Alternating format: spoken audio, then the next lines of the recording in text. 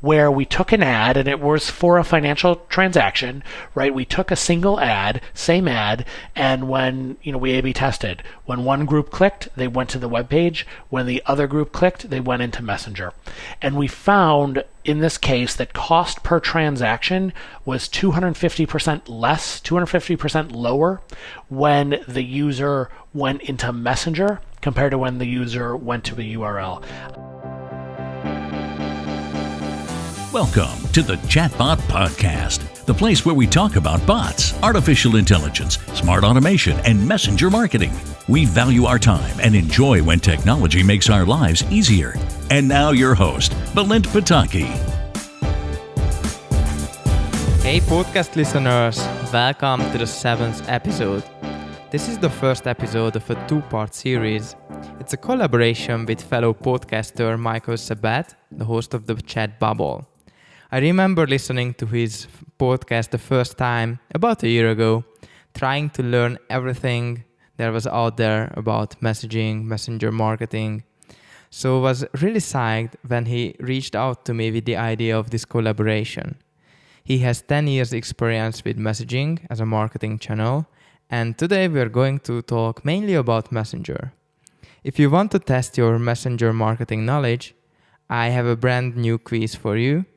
I'm going to talk about it at the end of this episode.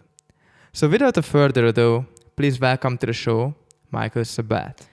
Hey Mike, welcome to the podcast. Thank you for coming and joining us tonight.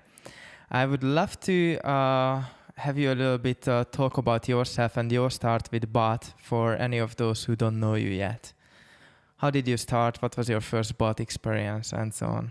Absolutely. Well, thanks for having me, Balint, and I really appreciate it. And it's good to connect across continents and across the ocean. Yeah, so I started working in messaging in 2008, and we didn't use the word bot, and I don't love the word bot because I like messaging as a channel, but my first campaigns were focused on nonprofit and political campaigns in the US, using text messaging to do things like register voters, to do things like remind people about election day, ask people to make donations, and collect data like emails and phone numbers using text messaging and text messaging calls to action as the channel to drive this interaction, kind of compared to instead of using email as a CRM channel, using text messaging as a CRM channel.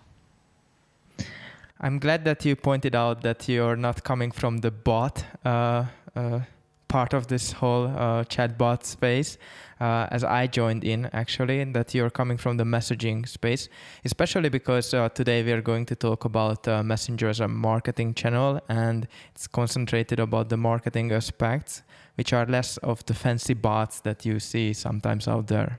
Yeah. So, go ahead. Yeah, just please. Yeah. So, when people say the word bot, I think it sort of means that a user is going to message in a question or a command or a query, and then the bot is going to figure out what they're saying and respond.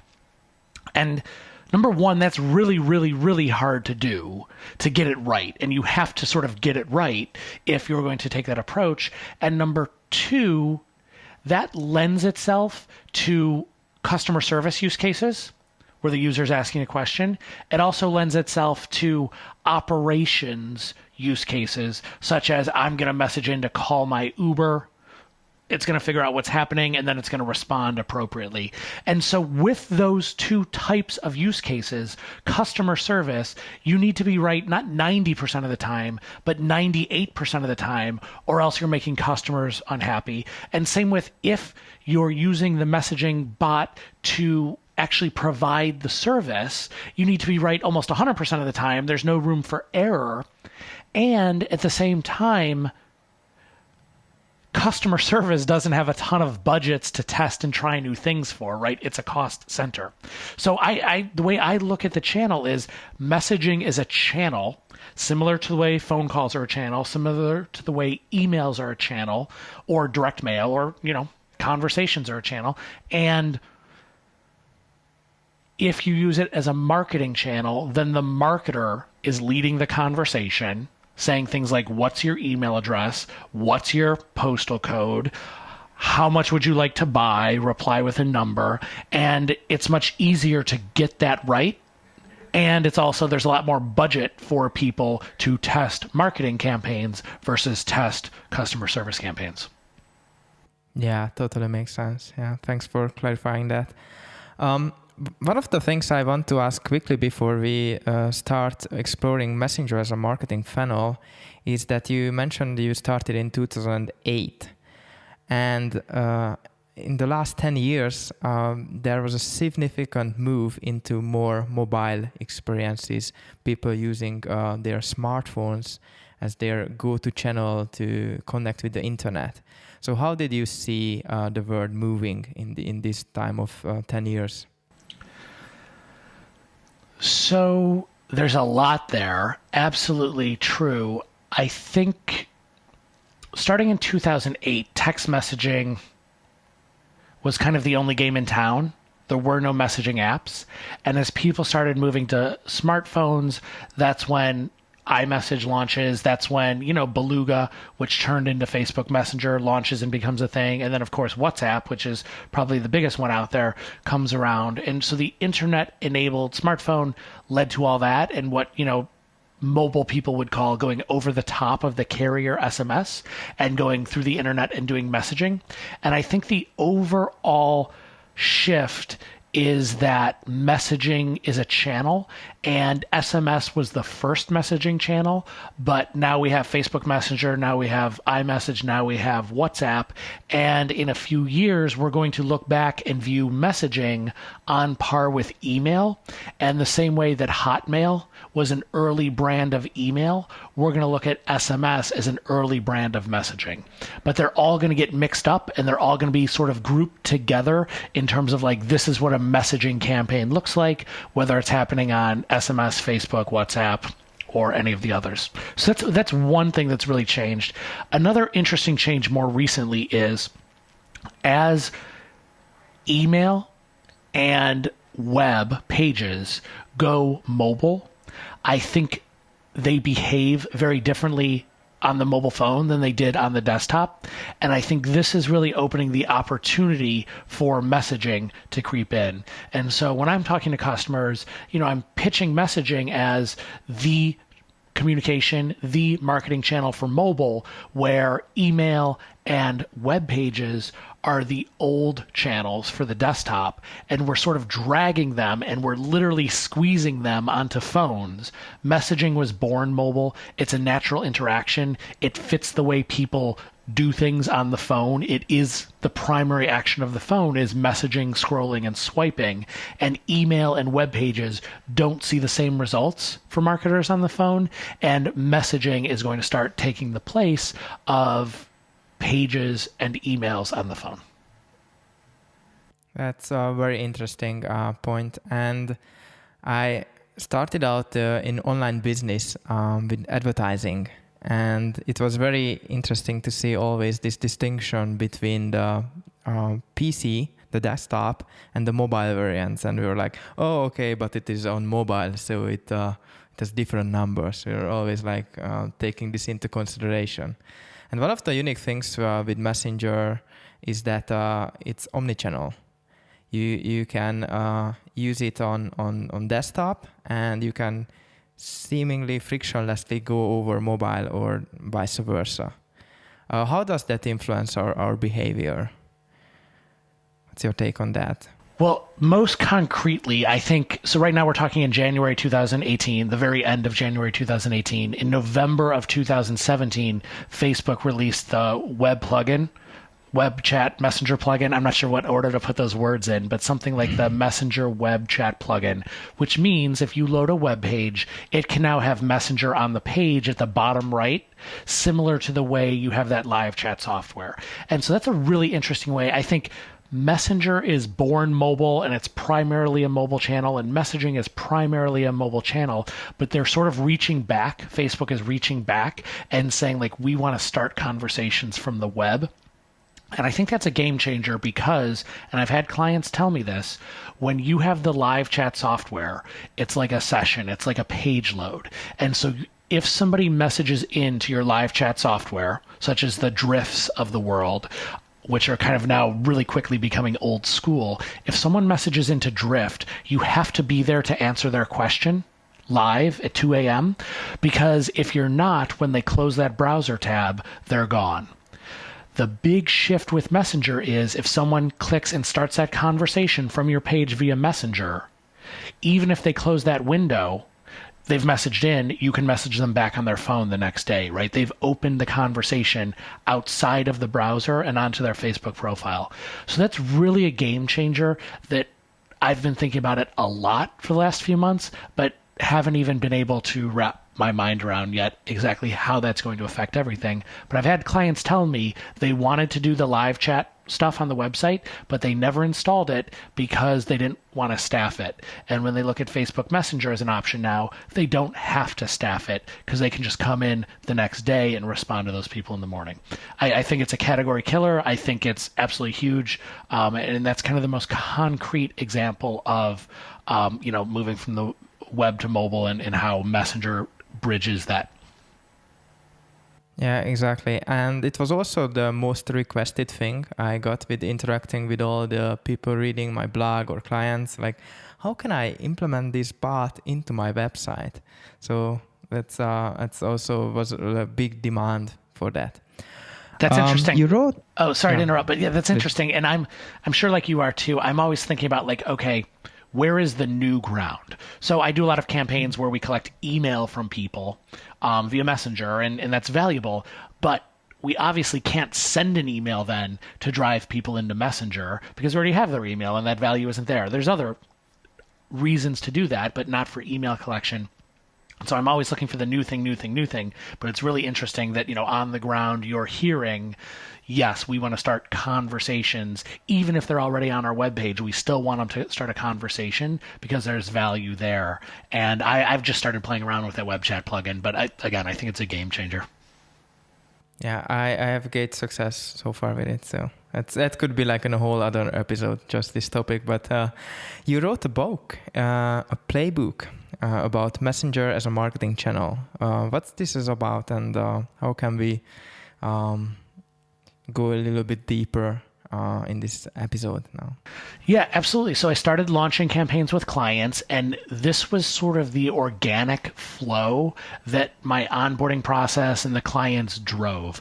And so, for marketing purposes, to make content and to just do thought leadership and all of that, I put it all into a playbook, called it the Messaging Playbook, and I'm giving it away at the website, or you can message in to get it. And so real quick, it's atmessage.com, atmssg.com, and you can just give your email and fill it out. But it's really aimed at showing how any digital marketer can start with messaging and treat it as a channel. So instead of having to build a bot and figure out what does our bot do and why does it do it and how does it do it and what technology do we use to do it, if you treat Messenger as a channel, you can build campaigns that focus on your existing KPIs and just use Messenger. And so the prototypical example here is if you're doing Facebook ads and those Facebook ads are being used for lead generation, so people see your Facebook ad, they click, and then they go to a web form and give you their name, their email address, and their postal code or their phone number. You can just test and launch very simply what happens if we make Facebook ads that send the user into Messenger instead of the page. Does our cost per new lead go down? Does our cost per email go down? Does our cost per transaction go down? So you're able to just use Messenger as a channel and start simply build messaging campaigns focused on the existing KPIs. And that's how I start with a lot of clients. Things are changing, but that's how I start with a lot of clients. Let's take some of these Facebook ads, send people into Messenger, and drive the exact same objective. Just do it via Messenger rather than a web form. And the results are really good. And sort of the playbook then took it to the next level where we would start with clients and they would start driving conversations from ads. And then all of a sudden, the social media person said, hey, I used to respond to all the Facebook messages. We used to get 4 every day, and I used to just check once a day and respond one-on-one. Now we're getting 100 every day or more, and I can't find the ones I need to respond to in the inbox, the Facebook inbox, to respond. And so my company, @Message, it's a software that powers these automated campaigns. So we built a new technology, a new section in @Message called the queue. And what the queue does is it pulls all the messages that go off script and puts them in the queue so that an administrator can go in and respond one-on-one to the ones they need to respond to, or they can archive them, or they can say, oh, this is actually a typoed email address, so let me edit it and save it on the profile. And so there's a lot more to that, but basically the playbook is all about, here's like step 1 is start driving conversations, and then here's what you're going to realize. Step 2, wow, we can start engaging people one-on-one. Step 3, let's build a list of people now where we can send news alerts and broadcasts to. Step 4, let's find areas outside of just Facebook ads to drive conversations. And those are basically the steps of the playbook. There's a whole bunch of data along the way, case studies, stories, and just specific tips and learnings that we found. And it's basically a step-by-step guide so that any digital marketer can launch messenger campaigns that focused on their existing KPIs and their existing objectives. Oh, there's a lot to work with. Very, very thorough answer. Thank you. One of the things that I was very fascinated about chatbots and this whole funnel direction change that we drive people into the messenger and not to the landing page is that we have the browsing history, so to say. And we have all these little A/B tests where we could give them options and they can choose one or other. We can test different text messages. And we are able to go over that, and maybe a salesperson at the end can just use all this information. How does that work in real life? Do you see people implementing this, or they just try to sort of make it a simplified version and not testing many things? Yeah. Well, it's always best to like start simply, right? And so when I'm working with clients, I'm like, okay, if your goal is a lead and that means a name, an email address, and a phone number, let's just focus on that. It's weird with messaging. And in the playbook, I actually have a graph that illustrates this. When you send somebody to the web page, it's all or nothing, right? You either get them to fill out the complete form or you get nothing. When you send somebody into Messenger, it's a step-by-step, a progressive funnel, right? It's a progressive registration sort of idea. And so people might answer question 1, but then they fall off at question 2, but you still have their email or something like that if it's question 1. So my recommendation is always, especially at the start, we want to decide what we want to collect the same way you decide what information you want to collect on a web form, right? You want to see, and you don't want to add too much extra to that web form because every field you add is going to hurt the conversion rate. And then once you decide, okay, we want name, which Facebook gives you, but we want name, email, phone number, and postal code, you decide what order is most important, right? And then you put the conversation in that order. I always like to get the email first because once you have the email, it's now a record in your database and you can email the person, right? That's usually the most important. And so I like to keep it straightforward at the beginning and say, what's your name? What's your email? What's your phone? What's your postal code? Whatever it might be. But there's also no extra cost. Once you get that information, you say, hey, tell us what you think about this. Tell us what you think about this. And go into the questions that are more subjective and not as important, I guess, more colorful to help the salesperson versus like needed in order to follow up with the person. I will also say, I will also say that the defining characteristic of messaging is that people will respond if you ask them.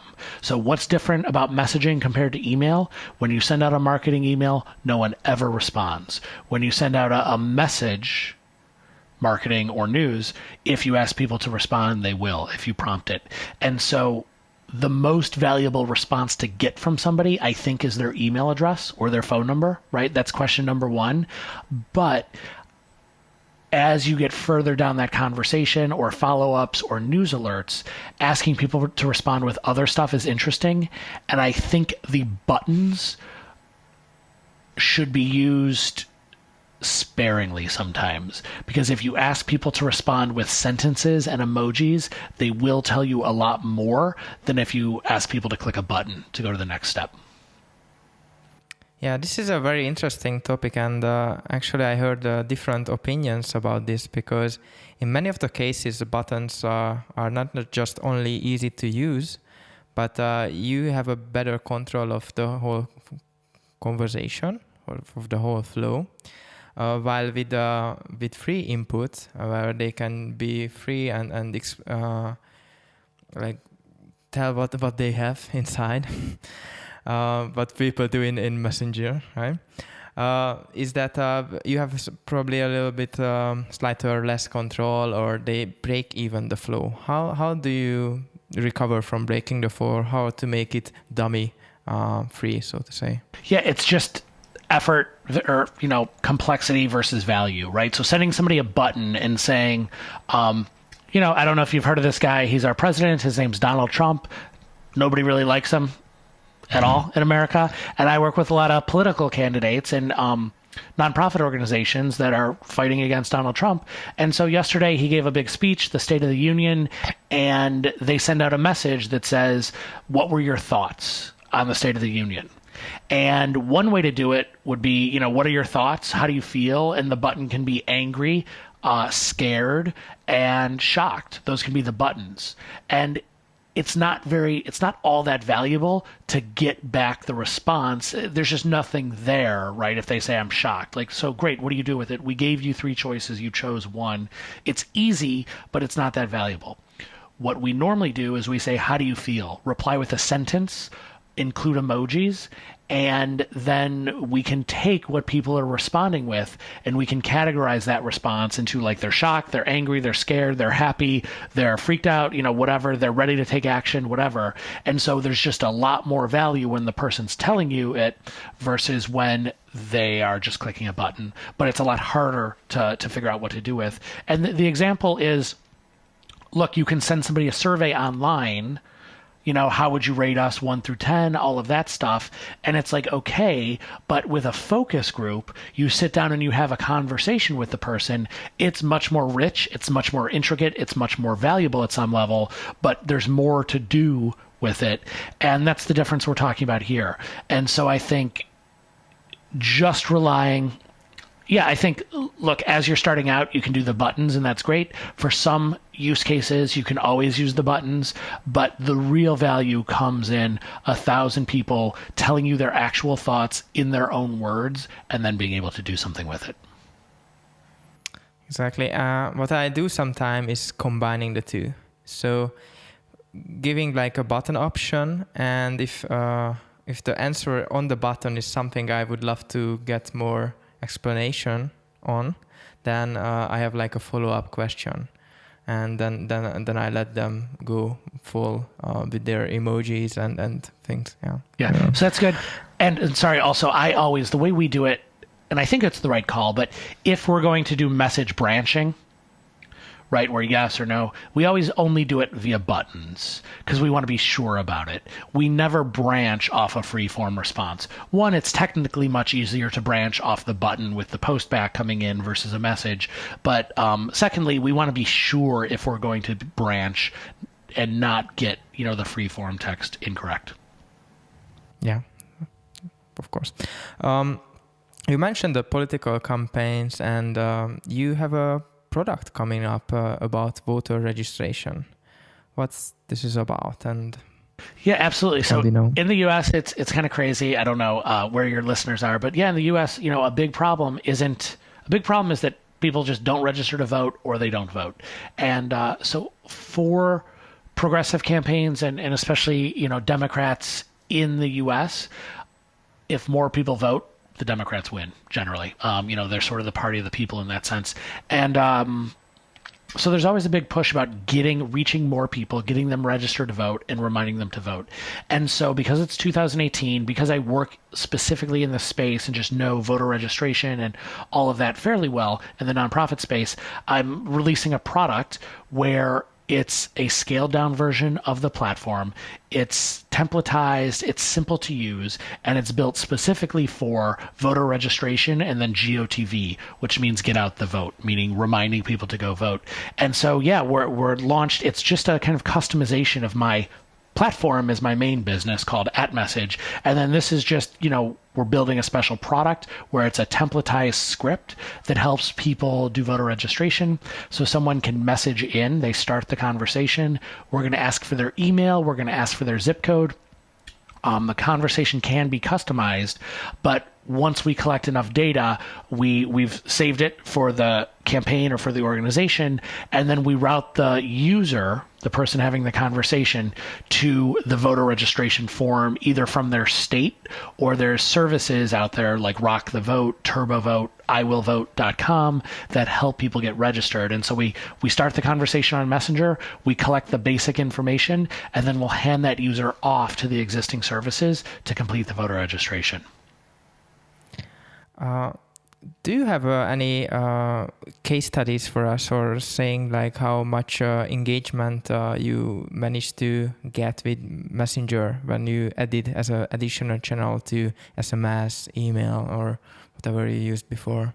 Yeah, so all the stats are new and putting them together, and they're all like exciting and fun to get. But I've been starting with clients where, hey, let's start and let's take a Facebook ad. Let's take something that's working to do acquisition or donations or lead gen, and let's take that same ad and then route people into Messenger and collect the same data, drive the same action via Messenger, and starting that way. And then what we do is we'll compare what is the cost per lead, what is the cost per email, what is the cost per donor when we send the person to Messenger via when we send the person to the web form. And yeah, we published a case study. I think the URL, I put it a special URL, messengercasestudy.com, where we took an ad and it was for a financial transaction, right? We took a single ad, same ad, and when, we A/B tested, when one group clicked, they went to the web page. When the other group clicked, they went into Messenger. And we found in this case that cost per transaction was 250% less, 250% lower when the user went into Messenger compared to when the user went to the URL. I think a new transaction cost like $4 and something in ad spend going into Messenger, and it was about $12 and something when going to the URL. And so that's like the home run. That's what we're always shooting for, is just better, overall results. But the other interesting thing is when you send the person to the URL, it's all or nothing. So I think, if I'm remembering correctly, that URL did a 2.2% conversion rate, which is pretty good in the space. But that means 2.2% of the people transacted, and also we got 2.2% of the emails, right? So 100 people click, you get 2.2 emails. Sending the person into Messenger, we got 46% of the emails, and then 4.9% of the people went all the way through and converted. But you still get all the partial data from the conversation, even if the person leaves halfway through or they don't make it all the way to the end. And then being able to import those emails, run a drip campaign, actually tripled the results of the instant campaign. And so there's just a ton of value for data collection going into Messenger, even if not more people are converting instantly, you're still getting so much more data almost all the time. And so there's a ton of value there. And that case study's out there, and we're trying to find more and publish more and do more. It's just, takes time, and we need clients and stuff like that to test. Oh, definitely. Thank you for sharing these results. And just an addition, when you drive people to Messenger, you're always building a list as well, an additional list, an additional channel, which is very powerful. So I was wanting to say the obvious, because even if they are like equal results, on the long run, with an extra channel, an extra way to reach people where they open their messages, it can be really powerful. So yes, but with Facebook, though, they do have restrictions on how you can message people. They haven't been cracking down yet, but they're going to start. I have a feeling at the next F8. So kind of what I'm talking about there is, so people message in, you can follow up via Messenger. So far, the rules are you can only send news alerts. You can't send marketing messages. Frankly, a lot of the free platforms out there don't enforce those rules, and people are doing whatever they want. But it really feels like Facebook has now gotten the Messenger ad product in better shape, and I think they're really going to start cracking down on that. So yeah, you do have the option to do the subscription on Messenger. It's going to be a big benefit to starting Messenger campaigns, but it's not the only benefit, because if you're doing marketing, you will have to pay for those. Oh, definitely. We can actually expand on the second part of this episode. Yeah. Because that's where we will continue the conversation. So Mike, just as closing this episode, where can people find you, and what ways they can have more knowledge about this messaging space? Totally. There's a few things. So we actually connected because I also do a podcast about messaging. So it's not as much bots, but it's messaging, and there's a lot of overlap. I do some SMS, some Facebook Messenger. Anyways, that's called the Chat Bubble. And so you can subscribe on iTunes to the Chat Bubble. You can also go to thechatbubble.com to see different episodes. And you can always message into the Chat Bubble on Facebook Messenger as well, and we'll get you the playbook from there. And then my company, which built a platform that automates conversations over Messenger, that company is called @message, and the domain is atmssg.com. So @message, atmssg.com. You can go to the website, or you can open Facebook Messenger, send us a message at atmssg on Facebook Messenger as well. Those are the best ways to do it. Thank you. Fantastic. And we will have these links at the show notes as well. And don't forget to listen to the second episode, which is on the Chat Bubble podcast. Exactly. And we're going to interview Balint on that one and talk about what he's doing. So if you're listening to this podcast, we're going to give him a chance to be super promotional and dig in on what he's doing with the Chatbot podcast and his company as well. I really enjoyed this chat, and I hope you did too. You can find the links mentioned at this episode over at chatbottutorial.com/7. Once again, so it's the number 7 after the / chatbottutorial.com. I would love to continue the discussion, so please comment under the post or leave us a review on iTunes to support the podcast. Also, you can ask your questions for upcoming episodes that me or my guests can answer. Just hop over to chatbottutorial.com/ask. And if you're curious how much you know about messenger marketing, I've created a quiz for you. Just go to chatbottutorial.com/quiz and challenge your knowledge, and let me know how you did in the comments below. Thank you for your attention, and talk to you in the next episode. Thanks for joining the Chatbot Podcast. If you enjoyed the show, don't forget to rate us on iTunes and share it with others.